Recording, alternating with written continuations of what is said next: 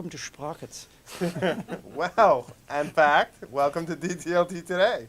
I'm Jim Groom, and with us today we have one of UMW's finest, Professor James Harding, who's actually a professor in the English, Linguistics, and Communication Department, and his specialty is avant-garde theater. And James, I asked him to come on the show today because you teach a seminar that you've been teaching for almost a decade now, which is basically, the title of the seminar, I think, is 9/11. Stages and context of 9/11. Okay, so thank you for pointing that out. Yeah. So let me ask you, 10 years on, we're looking back on 9/11, and I think we're trying to make sense of it. Can you tell us a little bit about your seminar, a little bit about what this might mean, maybe the 10th time you've taught it or thereabouts? It's not the 10th time I've taught it, but the course has evolved over the decade for a variety of reasons. One of which is that when I started teaching it, freshman seminar didn't exist. Yeah. And as I first started teaching it, I started teaching it in our global issues and literature courses, and because it was a global issue. Sure. And then when we moved towards the freshman seminar, I thought that this was a great opportunity to shift material into a context that would immediately appeal to a much larger cross-section of students, because from almost any angle, this is an interdisciplinary course. I mean, it's not just a course about theater, even though it's called Stages and Context of 9/11. The stages clearly refers to the theater itself. The context refers to history, political thought, and all sorts of other kind of cultural issues. Sure. that emerge and or are a part of the events of 9/11.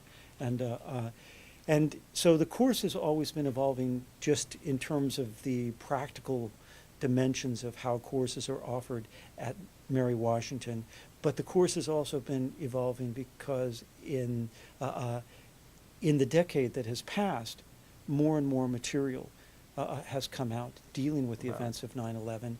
And the events of 9/11 are also related to the wars in Iraq and the wars in Afghanistan. And there's a pretty significant response from the theatrical community to those wars. And I don't think anybody has to make the case that those two wars are connected with the events of 9/11. Sure. I mean, but how the theater responds to them is pretty fascinating to observe as well. Now, when we were talking earlier this week, you were saying you laid the framework for your students when you started, kind of problematizing or interrogating this idea of terrorism Yeah. post 9/11. And Yeah. can you tell us a little bit about that? I think it's the State Department's definition of terrorism. Well, I mean, what's really kind of interesting is, we've read a number of different articles that deal with the very elusiveness of the term terrorism, Sure. how difficult it is to define. One of the undersecretaries of state when Colin Powell was Secretary of State, a guy by the name of Jonathan Weinberger, wrote an article that we read entitled Defining Terrorism. Sure. And it's a very fascinating article, but also a kind of frustrating article because he goes through a series of proposed definitions, not that he himself proposes, but that have been proposed by others, definitions of terrorism, and systematically shows why they're inadequate. And he does that in the larger context of an article that begins with a call for a universal definition of terrorism, a call that I initially found to be quite problematic, but then in the discussion with the students, and this is one of the really great things about working with students at Mary Washington, we collectively, and I can't take the credit for this idea because it came out of the class in the discussions themselves, we collectively came to the realization that his call for a universal definition of terrorism, though perhaps idealistic on the one hand, is something that you would expect from somebody who's working within the State Department, because the call for a universal definition of terrorism is a call for diplomacy to sit down and agree on terms that then lay the foundation for what is acceptable international behavior and what is unacceptable international behavior. Sure. What constitutes international crime, what doesn't constitute international crime. And I think that, in that regard, our sense of Weinberger may have been that he's unwilling to commit himself to something at the beginning, but by the end of our discussions, all of us, including myself, had really kind of changed in our opinions. Today we read an article on globalization and terrorism after having read two plays this week, one just simply called Terrorism by two Russian brothers who are playwrights, not individually, but they write collectively. Sure. It's a collaborative endeavor. They're called the Preslikov brothers. And they wrote a play called Terrorism that really has very little to do with terrorism per se, but in fact actually has much to do with terrorism. There's no act of terrorism in there, but there's deep anxiety that is traceable throughout the play itself about potential terrorist acts. The point of departure is an airport that has come to a standstill because their empty bags have been found.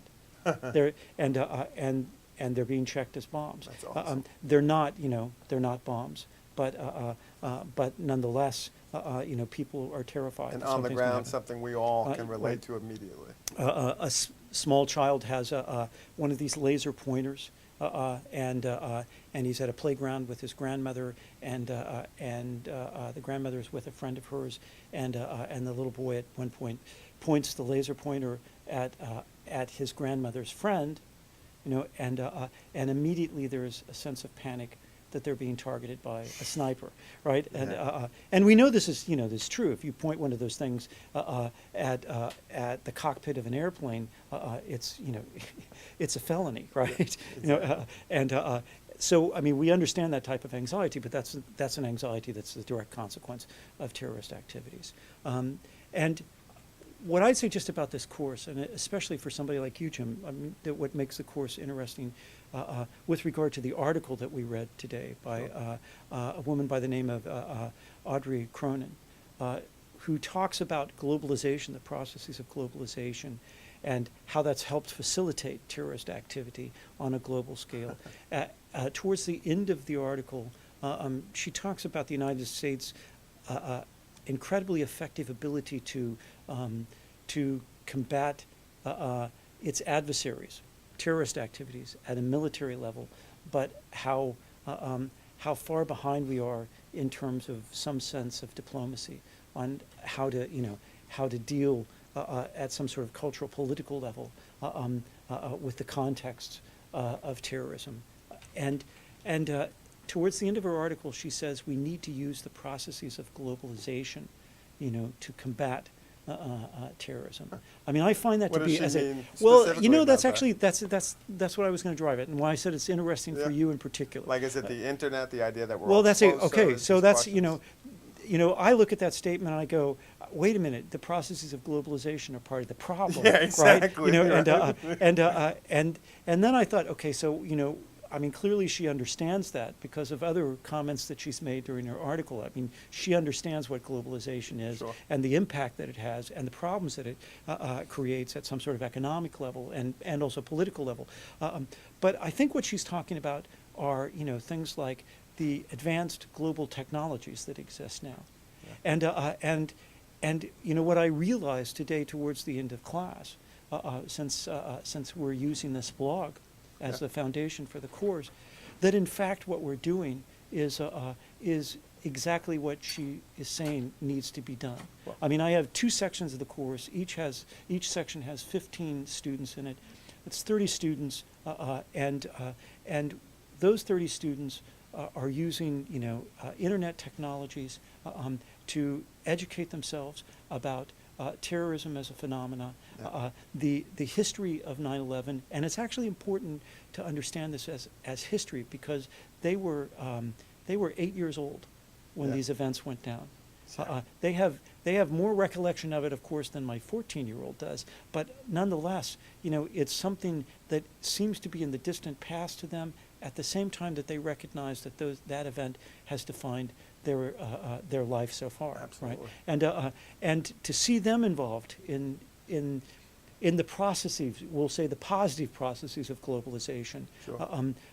as a way to educate themselves and others about these events is something that I think is really quite wonderful. And what's interesting that you say in this idea of like the different vision of a globalization of the mechanisms of I mean, we look at the Arab Spring and we look at what happened in that region after we have kind of, pulled out to some degree of Iraq and trying to deal with where we are in Afghanistan. But you think about all these nations and all these people in these nations trying to kind of self-identify and take back this idea of who they are. And a lot of that's been attributed, though I think that's a dangerous thing to do, completely to social media, to these new tools of globalizations to communicate back to the Western world and beyond. That, we're independent nations. This is not about the kind of effort to kind of redefine this part of the world. Mm-hmm. And I wonder if that has something to do with how can you ignore diplomacy on almost on now the individual level when you start dealing with social media? If we think about historical consciousness, right, and raising historical consciousness. Consciousness is the product of knowledge, and the social media creates awareness of what the events are. In the Arab Spring, we were laughing about tweets before this. That's right. Tweets informed people that something was happening in a particular square, and people showed up, right?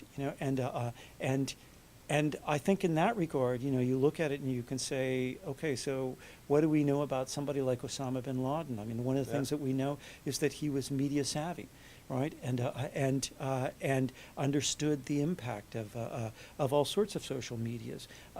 And I think, what we need to do in response is to say, there are other ways, constructive ways to use these media, this media, and I think you see it in the Arab Spring. I think that's that's the clear example, and it's also the example that I was thinking of when I was thinking about what my students are doing. But you also have these unbelievable kind of now archives of, state-sponsored terrorism against these protesters. Think about Syria. Go back, and I'm not saying just in the Middle East, but even in any country, even here in the U.S., right?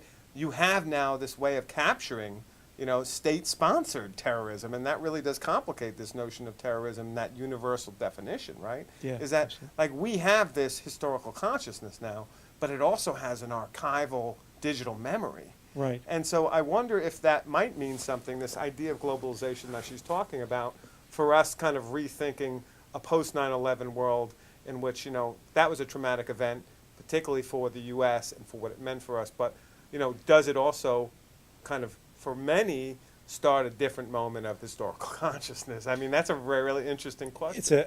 It decentralizes it, right? Yeah. Decentralizes the dissemination of information, and the way that dictators stay in power, of course, is keeping people uninformed, and uninformed about their use of brutality, except as some sort of looming threat. But when we see the brutality, when we see the events, we're as enraged as we are, potentially intimidated, and I think that's the real value of that archival function, is that it begins to, expose the leaders who would prefer to work in secret at some level, Sure. right? Secret in terms of their relation to the world at large.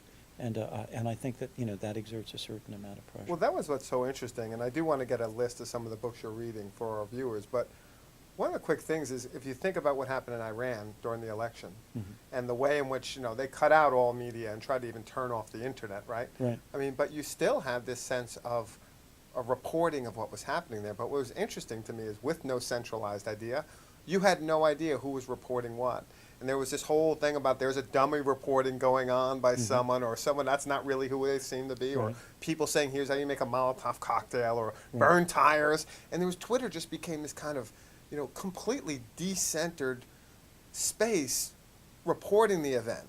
And it was almost as scary as the centralized CNN or whatever you want to say, reportage of it. So it's interesting how, we're in this place that has been these extreme moves from one place to the other, but also after 9/11, or right around 9/11, is when the kind of idea of the blog took hold, and people started to use it to express themselves, to find people, to share that experience. So it's funny how so much of our moment now is also defined by that post 9/11 moment in the technology, and that goes for people who are against the war. There was all sorts of voices out there, and they also didn't feel that mass media really reflected how they felt or what they were saying. So I mean, it's interesting.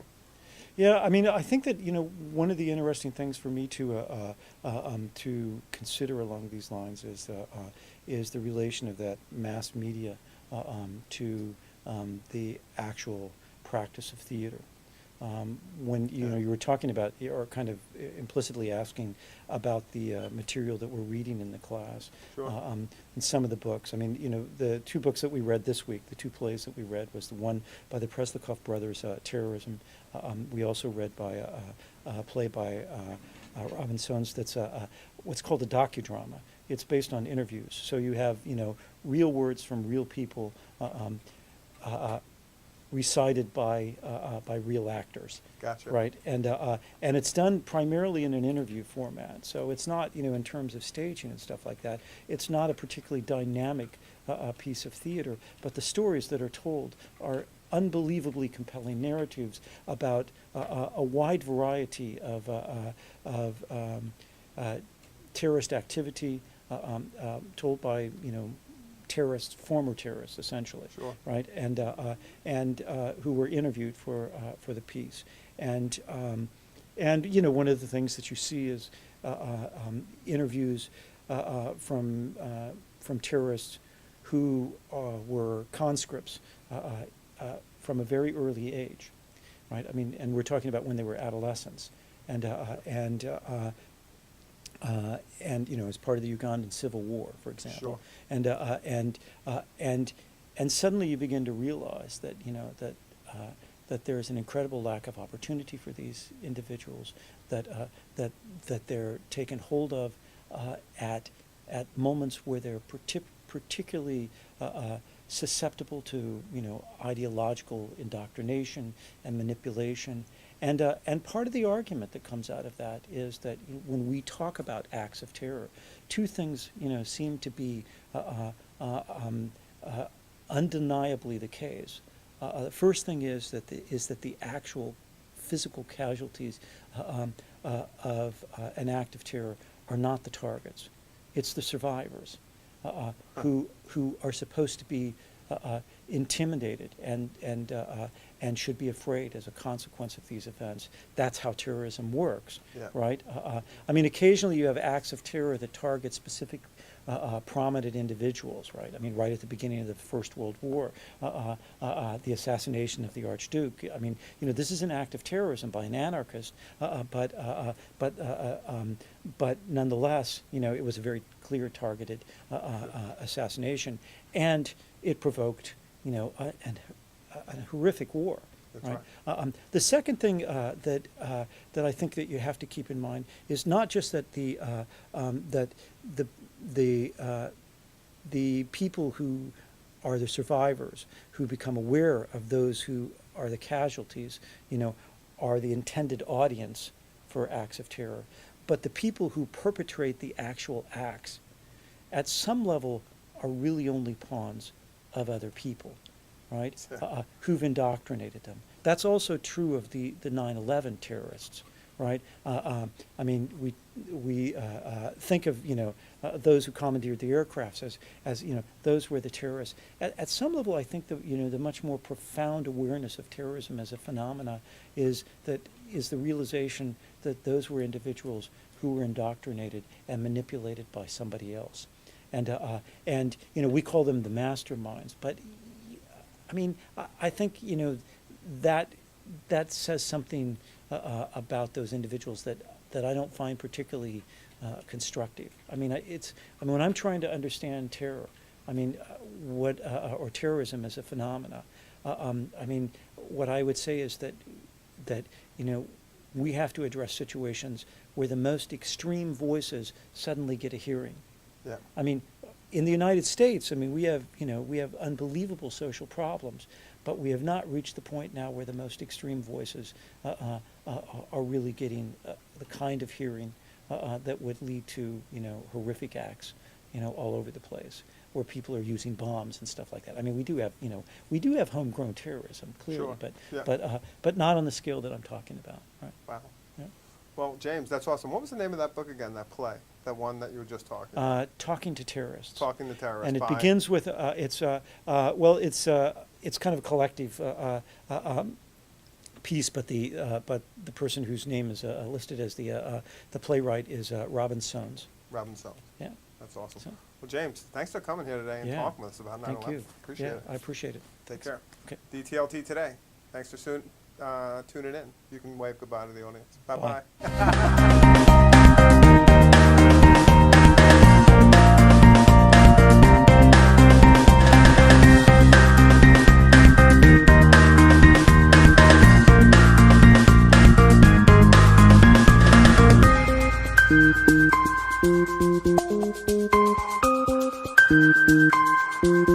Thank you.